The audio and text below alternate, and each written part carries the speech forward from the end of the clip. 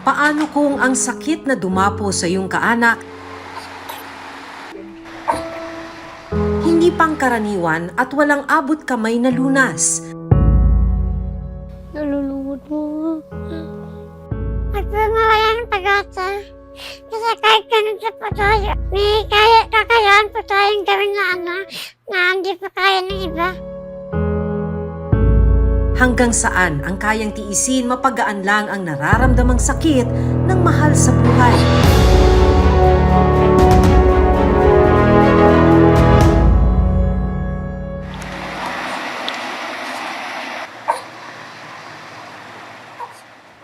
Bibisitahin natin ngayong hapon dito sa Antipolo City, isang bata, 3 years old na may very rare disease. Ang tinatamaan nito ay 1 out of every 10,000 individuals.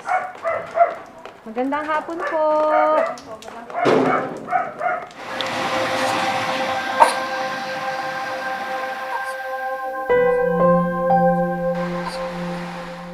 Ang batang si Catriona Grace Kagiwa o Kat nakalapag sa isang unan sa sofa.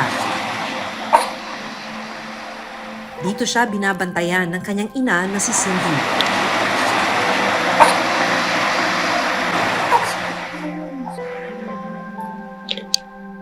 Ang nakapalibot sa kanya, mga gamot at isang oxygen tank.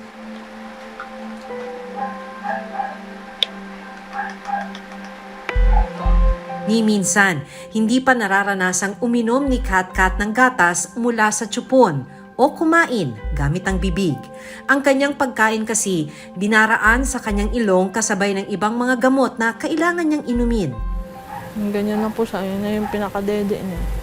Hindi ko nga po alam kung nabubusog ba siya o ano ba siya. Meron siyang rare disease na Cornelia de Lange syndrome o COLS, isang developmental disorder kung saan apektado ang iba't ibang bahagi ng katawan. Kailan ka nagkaroon ng suspecha na something was wrong at kailangan mo nang idala si Kat sa doktor? After, ano po nun, 3 months, kasi po namin alam na seizure na po pala siya, nagsi-seizure na siya. Bigla po siyang maninigas na ganun, tapos titirik po yung mata niya na 9 times a day po siyang nagagano. Sabi ko, Daddy, hindi na to normal, kailangan natin siya isugod sa ospital. Mas masakit daw para kay Cindy nang malaman na bukod sa pambihira ang sakit ng anak, walang lunas para dito. Genetic mutation daw po siya, hindi po daw siya namamana. Yung development niya hindi lang po delayed na, super delayed lang po yung niya mentally, tsaka yung growth niya. Sabi ng doktor nga, wala pong cure yung syndrome niya. But nag-search po ako kung may mga cases na kagaya ni Kat. Pero nung time ni Kat po, nang nag-search po ako, wala po eh. Araw-araw nakatabi ni Cindy si Kat para matutukan. Grabe po. Ang hirap sa dibdib. Kasi, siyempre, ang gandang bata eh. Na iniisip ko na hindi na siya magkakaroon ng normal na buhay. Kasi, yung condition niya po daw is lifetime. Tapos ikaw talagang buong buhay mo nakatutok kay Kat. Opo, parang nag-stop ko lahat kasi. Sa ko kailangan unahin ko. Hindi ko na po inisip yung sarili ko, ano ba yung gusto ko. Basta maging okay na po siya. Kasi po yung pag nag-severe attack po siya, yung kala mo end niya na, parang ganun po. Kaya po pag nag-ready po kami dito naman, pag nag-atake siya ng asthma niya, oxygen, kailangan may naka-standby lagi. Sa isang araw, hindi bababa sa 3 o 4 na beses mag-seizure o magkumbulsyon si Kat. Delikado raw ito kapag hindi naaagapan. Mix po na seizure yung tonic-clonic na mix. Seizure siya nang bigla siya nag-jerk na gano'n tapos yung gano'n po. Rhythmically nag-jerk tapos po tumitirik po yung mata niya. Pag seizure nawawalan po ng oxygen sa brain kaya yun po yung masama. Kaya pagka oxygen ko po niya. May sumpong ng hika ngayon si Kat, kaya binibigyan siya ng nebulizer every 8 hours yan sa loob ng 5 araw. Yung pagbabantay kay Kat, talagang dapat bantay sarado dahil baka biglang magkaroon ng seizure. So yun, kailangan talaga agad ma-actionan yun. Company driver ang asawa ni Cindy at may 2 pa silang anak bukod kay Katkat. Kaya naman ang kinikita ng kanyang asawa, kulang na kulang para sa mga gamot at pangangailangan ni Katkat na aabot sa 11,000 kada buwan. Hindi biro ang gamot. Madami po siyang tinitik na gamot. Tingin din po yung isa sa mga hirap din po yung gastos sa check-up, sa maintenance ng gamot, pagkain, gano'n. Milk, yung gano'n. Mga 6K po sa diaper tsaka milk pa lang po nila yun. Gamot po. Mga gano'n din po, 5,000 po. Mga vitamins, yung sa panghika, tsaka may iba pa pong supplement niya. Ganito kabusisi si Cindy sa pagbabantay ng kanyang anak. Mula nung ma-diagnose si Katkat, meron na siyang ganitong notebook. So, araw-araw ito na chart. Kada araw, binabantayan niya, may checklist kung nabigyan na ba ng gamot, yung para sa seizure, kung dumumi na, kung nagkaroon ba ng lagnat, fever, at kung nagka-seizure. At dahil hindi biro ang pag-aalaga kay Katkat, nagdesisyon si Cindy na mag-aral ng pagiging caregiver sa TESDA. Ginanap ko na po yung time na yun kasi, pero wala pa pong pandemic noon, before pandemic. Po biglang nag-pandemic yun. Pang 5 modules ko na po sana.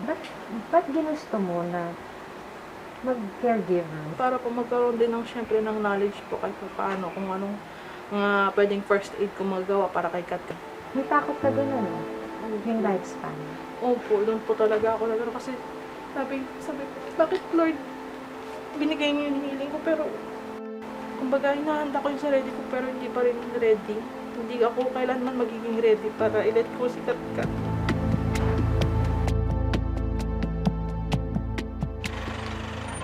Para matulungan si Katkat, inilapit siya sa lokal na pamahalaan ng Antipolo. May 2 tests kasi na hindi pa nagagawa kay Katkat. Kaya lang po naman po kami nandito kasi inano nga po ni doktora, kunin yung ano ng bata para kung sakali nga pong maibigay ko ano yung nararapat na tulong po dun sa bata. So bata? ngayon po, bibisitahin niyo Yes, lang parang makakuha ng impormasyon. Nitong Biyernes, sinundo sila Cindy at Katkat ng ambulansya ng pamahalaan ng Antipolo City para mapacheck up sa isang ospital sa Pasig City. Isinagawa na ang abdominal ultrasound na matagal na sanang nakaschedule pero hindi natutuloy dahil sa kakulangan nila Cindy sa pambayad sa ospital. Pwede, laki na lang yung lahat ng hirap. Panghabang buhay na sakripisyo po talaga. Kasi fighter siya eh. Lumalaban po siya kaya laban din po. At ilalaban ko po talaga siya hanggang sa huli.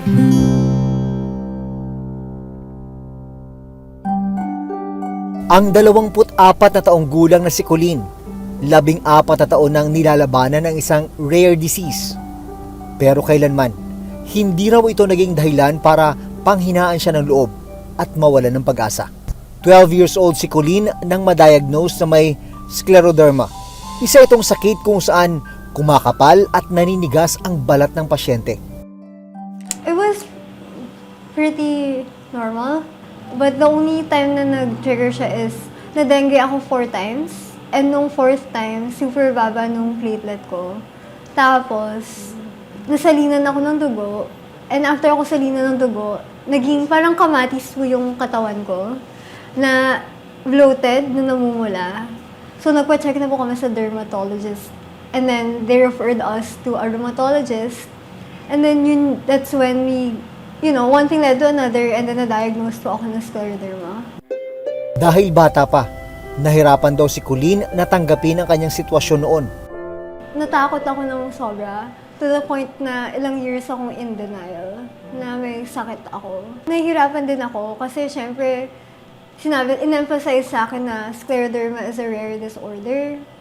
Magkakaroon ako ng arthritis even though I'm still a kid.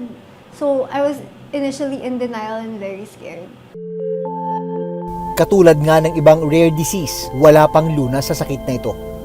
Kolehiyo na nang matanggap ni Colleen na meron siyang kakaibang karamdaman. College ko lang siya na-process and natanggap. And that's when I started building a lifestyle na to combat scleroderma. So around college, I started doing a lot of yoga. Kasi with scleroderma, hindi pwede yung high impact. Like, kunwari, volleyball. Bawal po sa akin yung volleyball kasi scleroderma is skin tightening. Tamaan. Opo. So, kapag na-trauma, physical trauma yung skin ko, nagsusugat siya. So, mas titigas, mas kakapal yung balat ko, literally. Pero nang dumating ang pandemya, unti-unti raw nang hina si Colleen. When pandemic came, na nagulo yung routine ko, the lifestyle that I built. And then, my health took a turn for the worse. I was so at my lowest. Sobrang iyak ako ng iyak. Kasi first time ko maging bedridden. First time ko maramdaman na sobrang amplified ng chronic pain ko. Na to the point na walking is painful. As in, ang sakit niya talaga. Paano ka uli naka-recover? I'm still in the process of recovering. Yung diet ko before, kung pwede ba ako mag-fast food burger, ngayon hindi na pwede kasi sobrang lala ng inflammation ng katawan ko as proven by my lab test. Bukod sa tamang pagkain at ehersisyo, may mga iniinom ding gamot si Colleen para makatulong sa kanyang katawan. Right now, medication ko is, I have immunosuppressants. So, daily ko po siya iniinom. And since mataas yung inflammation ko, I drink prednisone. Itong mga treatment na to, mahal ito. Yung prednisone is relatively cheap. Okay. Thank God. Yung maintenance meds ko, siguro around 7,000 isang box and that's for 1 month and a half. Malaki-laki din yun. Yes po. Swerte na lang ako na I came from a middle-class family. Pero aware naman ako na for other people who are not as fortunate, parang 50,000 na yun sa kanila. Thanks for asking this question. At kung dati nakararamdam siya ng takot dahil sa kanyang sakit, ngayon, isa siya sa mga nagbibigay ng pag-asa sa isang social media platform. I went viral. I could have just easily not done anything. Pero kasi, di ba nga, going back to when I was diagnosed ng 12, I was so lonely and scared. So ngayon, I'm trying to build a community that I wish I had when I got diagnosed. And syempre, iba na rin when it comes from someone who has the disorder itself. And last tip is have a good support system. Build it, nourish it. Find the good people, keep them. Sa mga struggles na ganyan, ang laking bagay ng mental, Yes mental po. side na. Yes po. Paano mo sinapsych up yung sarili mo? With the mental health, I'm gonna be honest, I have a lot of bad days. Siyempre, hindi ko naman papakita yun sa social media, di ba? Yung days na umiiyak ako, yung days na gusto ko na lang mag-give up. Pero yung mga days na yun, I remind myself to be gentle and to be kind sa sarili ko. Mahalaga rin daw para sa mga pasyenteng may rare disease ang pagkakaroon ng mga taong nakasuporta sa kanila. I'm not gonna lie ha. I want to be honest kasi gusto ko ipakita yung realidad of dealing with it. There are days na I can't do it alone, period. I can't do it alone. And on the days na nakakalimutan ko na kaya ko, nire-remind ako ng mom ko, ng dad ko, ng partner ko, ng friends ko. So, ayun talaga, very crucial ang support system sa healing. Pero syempre, apart from the external, internal, kailangan mo rin tibayan yung loob mo. Kailangan mong piliin kasi healing is a choice. Maituturing na rare disease ang isang sakit kung isa sa kada 20,000 na tao ang tinatamaan nito. Ayon sa Department of Health, nasa 887 cases ng rare diseases ang nakarehistro sa kanilang ahensya.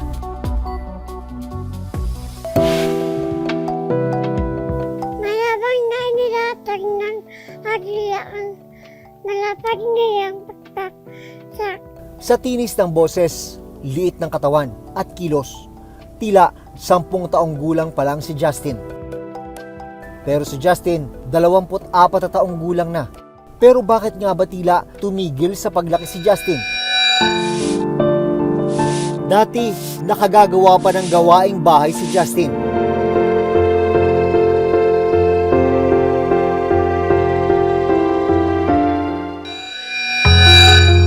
Makalipas ang 5 taon, hirap nang makalakad at makakilos si Justin. Taong 2018, Isang aksidente ang nagpalala sa kondisyon ni Justin. Nahulog sa hagdan ng kanilang bahay si Justin kaya hirap siyang maglakad ngayon. Sa munting salang ito, umiikot ang kanyang isang buong araw. Ang walker na ito ang nagsisilbing gabay ni Justin para kahit papano ay makapunta sa ibang parte ng kanilang bahay. Nung nakakapalakad pa po ako, pupunta po ako sa likod bahay. Kakaanin lang po. Yung ginagawa ko po dito, madalas po nilalaro ng TV po. Ang saya pa lambingan po sa mga pusa po. Paano nga ba nagsimula ang hindi pangkaraniwang sakit na ito ni Justin? Mula pa ng 3 months po siya kasi nakita ko na hindi siya lumalaki. At saka naiba siya sa ibang bata po. Maliit ang ilong, bibig, tinga, mata, ganun. Kaya nag-decide po kami nga dinala sa ospital para matingnan siya ng espesyalista. Tapos sabi ng doktor na espesyalista, ng hydrocephalus, ganun. Sinabihan daw sila ng doktor na ipasuri si Justin para makasiguro kung ano talaga ang sakit niya. Hindi namin kaya, sabi ko, hindi namin kaya dahil wala kang pera. CT scan, x-ray, kaya umuwi na lang kami. 10 taong gulang na si Justin nang malaman nila ang tunay niyang sakit. Na-diagnose siyang may Hallermann-Streiff syndrome at Kawasaki disease. Sabi nga, ano ba yun, Dok, ang Hallermann? Sabi niya, hindi sila malaki. Batang matangos ang ilong maliit. Tapos landi ang buhok, ganun. Sabi, marami silang ganyan. Ang mga may ganitong rare disease ay kadalasang may malaking ulo, maliit na katawan, at malabo ang paningin. Wala pang lunas ang sakit na ito. Grade 11 na si Justin ngayong pasukan. Para makabasa at makasulat, gumagamit si Justin ng magnifying glass. Bukod pa ito sa salamin niya na nasa 2,000 ang grado. Naging hamon din sa kanya ang online class dahil sa pandemya. Nahirapan po ako medyo po. Hirap ang mga gawain po. Kaya ngayong magsisimula na ang face-to-face classes, sabik na siyang pumasok sa eskwela. Tapos kapag may pasok po, ginagawa ko lang po yung mga task. Nagbabasa-basa po minsan. Namimiss na rin daw ni Justin ang makasalamuha ang kanyang mga kaklase. Yung favorite ko subject dati po, science. Ginagawa ko lang po mag-alas-alam, po. Nag-iikot-ikot po kapag po. Gusto ko po makisalamuha sa kaklase ko. Mensahe niya para sa mga katulad niyang may pambihirang karamdaman. At mawala ng pag-asa. Kasi kahit ganun sa po tayo, po. May kakayaan po tayong gawin na hindi po kaya ng iba. Susunod, ang 10 taong gulang na si Danzel Elefan, tila nabali, nakapilipit at nawala sa tamang forma ang kanyang mga binti, dahilan para hindi siya makatayo o makalakad. Nalulungkot mo.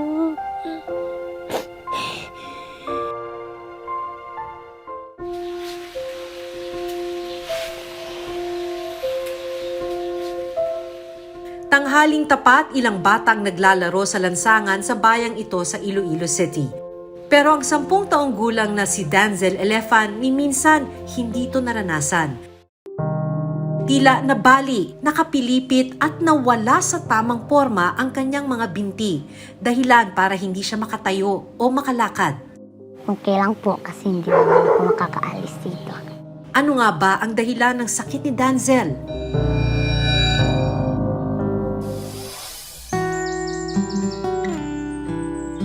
Isang taong gulang na si Danzel nang madiagnose na may kondisyong tinatawag na brittle bone disease.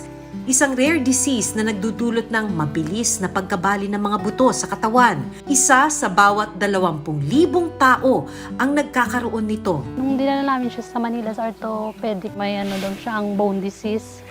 Kamutong ambal na. Tapos ginsimentuhan yung niya kasi may bukol na yung dito niya. Kumbaga naka-curve na yung buto niya. Nagulat din syempre kasi sa una kong anak wala naman na ganun. Tapos sa amin nga pamilya wala din ganun. Sa kanya lang daw naglusot ganun. Masakit niya, hindi siya makalakad. Hindi niya nagagawa yung gusto niya. Yung maglaro, hindi siya makapaglaro.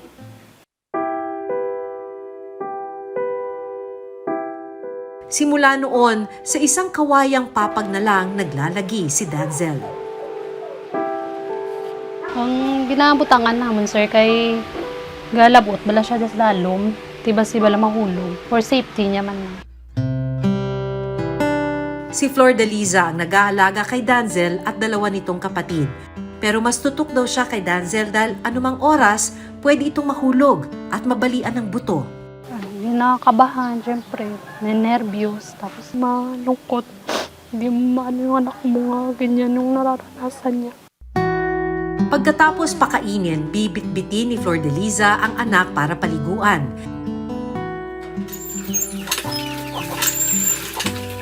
Hindi raw alintana ni Flor de Liza ang araw-araw na hirap sa pag-aalaga kay Danzel. Dahil umaasa sila na gagaling pa ang kanilang anak. May operasyon na pwede raw gawin para makalakad si Danzel pero 200,000 piso ang kakailanganin. Dahil kapos ang kinikita ng kanyang amang security guard, hindi nila sigurado kung kakayanin nila ito. Sa ngayon, sa mga gamot at vitamins muna umaasa sina Flor de Liza para bumuti ang kalagayan ni Danzel. Pero maging ang mga ito, masakit na rin daw sa kanilang bulsa. Ang minsan, hindi na lang po kami bumibili. Ang hambal kang doktor is operahan na lang siya para matadlong mga bones niya. Butangan sang implant niya, stainless. Kung ma-admit na po siya, doon na po namin malalaman kung magkano po yung mga gastos namin for other expenses po. Sa kabila ng kondisyon, pursigido si Danzel na makatapos ng pag-aaral. Naniniwala siya na darating din ang panahon na makakatayo rin siya sa sarili niyang mga paa. Ang gusto ko po mag-aaral ng mabuti. Ano ba yung pangarap mo? Pulis. Kasi nakakatulong sila. Para naman kay Flor de Liza na araw-araw ding lumalaban para sa anak, sana raw ay hindi sumuko si Danzel. Naisip ko lang po, ang mahal na mahal ko po sila. Nalulungkot po. Ano masasabi ko, tulungan niyo ko, please. Noong 2016, isinabatas ang Republic Act 10747 o Rare Disease Act of the Philippines. Layunin nitong mas matulungan ang mga Pilipinong may hindi pangkaraniwang karamdaman, pero limitado lang ang tulong na pwedeng makuha mula rito. Kaya ang mga nakilala naming tulad ni Danzel, Justin at Katkat, hirap pa ring matugunan ang kanilang mga kailangang gamot. Goal ng Rare Disease Act, i-identify yung mga rare conditions, to put up organized registry para kung naka-register sila doon, patients with these conditions access better healthcare. Yun yung goal. Kahit rare condition siya, oo, hindi marami sa ating populasyon, dapat mabigyan din sila ng tamang medical care. Noong March of this year, Department of Health already released yung Integrated Rare Disease Management Plan that these patients be given the same benefits as those persons with disability.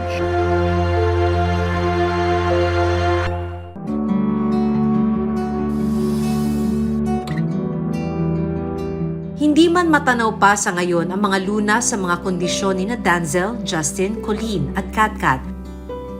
Isang katotohanan ang nagpapatibay sa kanilang mga loob. Hindi sila iiwanan at pababayaan ng kanilang mga magulang at pamilya na laging nakaalalay sa kanila. Hiling nila mabigyan sila ng dagdag na suporta para mas mapagaan ang mabigat nilang dinadala. Hiling ko po na anak po. Kaya po nag-maayos siya po. Lahat po. Nagbalik nga naman na po. Kaya na po tayo ng anak. Maayos. Ako si Maki Pulido. Ako si Jun Veneracion at ito nakatala sa aming Reporter's Notebook.